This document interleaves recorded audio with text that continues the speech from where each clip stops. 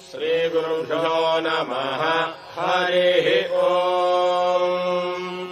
गणानाम् त्वा गणपतिगुम् हवामहे कविम् कवीनामुपमश्रवस्तमम् ज्येष्ठराजम् ब्रह्मणाम् ब्रह्मणस्पत आनः शृण्वन्नोतिभिः सीदसादनम् श्रीमहागणाधिपतये नमः।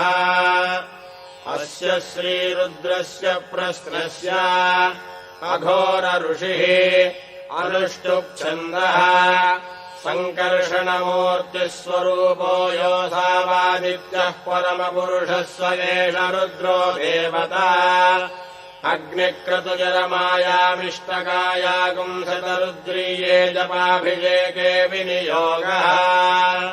नमः शम्भवे च अग्निहोत्रात्मने अङ्गुष्ठाभ्याम् नमः। मयो भवेद दर्शपूर्णमासात्मने तर्जनीभ्याम् नमः। नमः शङ्कराय च चातुर्मास्यात्मने मध्यमाभ्याम् नमः।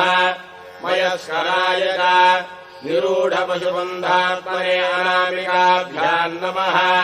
नमः शिवाय च ज्योतिष्ठोमात्मने कनिष्ठिकाभ्याम् नमः।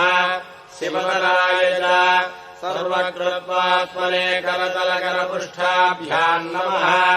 नमः शम्भवे च अग्निहोत्रात्मने हृदयाय नमः। मयो भवे च दर्शपूर्णमासात्मने शिरसे स्वाहा। नमः शङ्कराय च चातुर्मास्यात्मने शिखायै वषट्।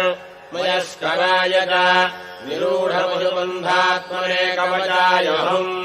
नमः शिवाय च ज्योतिष्ठोमात्मने नेत्रत्रयाय वौषट्।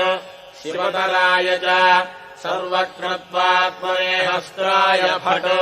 भूर्भुवस्सुवरोमिति दिग्बन्धः ध्यानम् आपातालनभस्तरान्तभुवनब्रह्माण्डमाविस्फुरत् ज्योतिष्पाटिकलिङ्गमौलिविलसत्पूर्णेन्दुवान्तामृतैः हस्तोराप्लुतमेकमीशमनिशम् रुद्रानुवाकाञ्जपन् ध्याये दीक्षितसिद्धये ध्रुवपदम् विप्रोऽभिषिञ्चेत् शिवम्।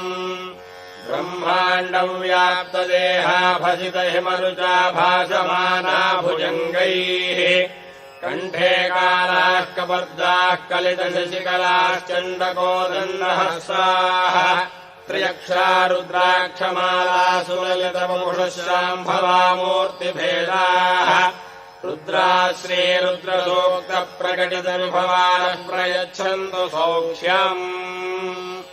ॐ नमो भगवते रुद्राय। ॐ नमस्ते रुद्रमन्यव उतो वैषवे नमः। नमस्ते अस्तु धन्वने बाहुभ्यामुतते नमः।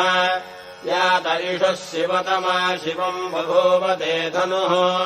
शिवा शरव्या यातभतया न रुद्रमृडया या ते रुद्रशिवा तनोरघोरा पापकाशिनी त्वया नस्तनुभाषन्तमया गिरिशन्ताभिजाकशीः